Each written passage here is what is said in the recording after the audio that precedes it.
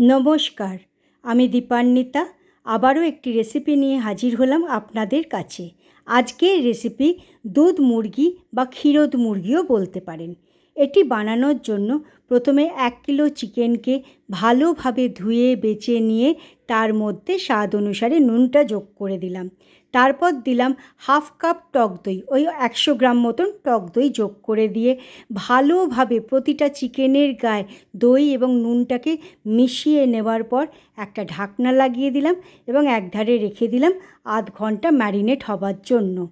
এরপর চলে এলাম গ্যাসের কাছে। গ্যাসের ওপর একখানা কড়াইকে বসিয়ে দিলাম।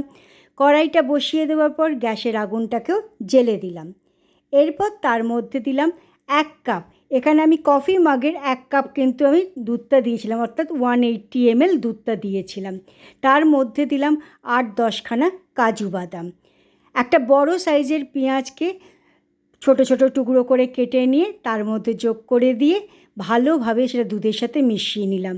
2-3 মিনিট ফোটানোর পর, এটা কিন্তু হাই ফ্লেমেতেই আমি করেছিলাম, 2-3 মিনিট যখন ভালোভাবে ফোটানো হয়ে গেল, প্রতিটা পেঁয়াজ যখন একটু ট্রান্সপারেন্ট হতে স্বচ্ছ রঙটা এসে গেল, তখন গ্যাসের আগুনটাকে বন্ধ করে দিয়ে সেটাকে ঠান্ডা হতে দিয়েছিলাম।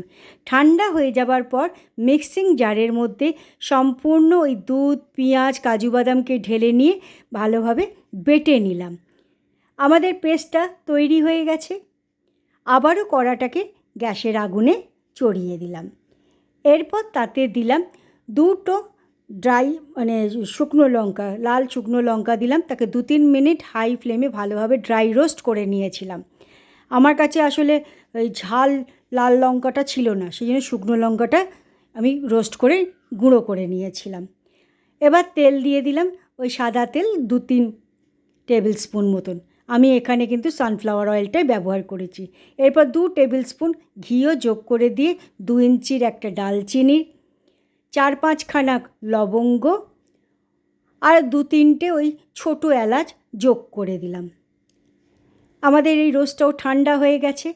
এবারেতে ভালোভাবে সেই গরম মশলাগুলোকে, গোটা গরম মশলাগুলোকে 1-2 মিনিট লো ফ্লেমে ভাজলাম।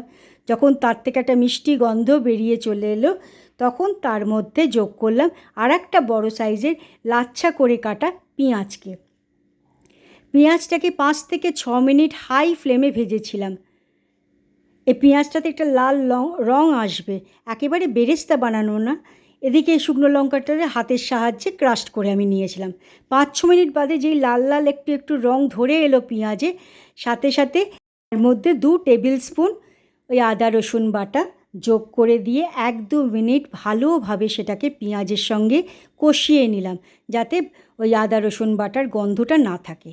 তারপরে 1-2 মিনিট বাদে ওই ম্যারিনেট করে রাখা চিকেনটাকে ওই পেঁয়াজের মধ্যে দিয়ে দিলাম, তেলের মধ্যে দিয়ে দিয়েছি, দিয়ে হাই ফ্লেমে ওই 4-5 মিনিট নাড়াচাড়া নিয়েছিলাম। এই সময় ক্রমাগত কিন্তু নাড়াচাড়াটা করতে হবে।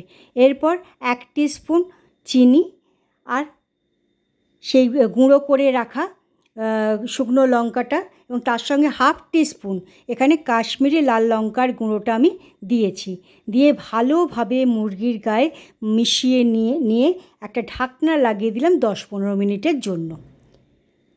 10-15 মিনিট, এই সময় কিন্তু ফ্লেমটাকে লোতেই রেখেছিলাম।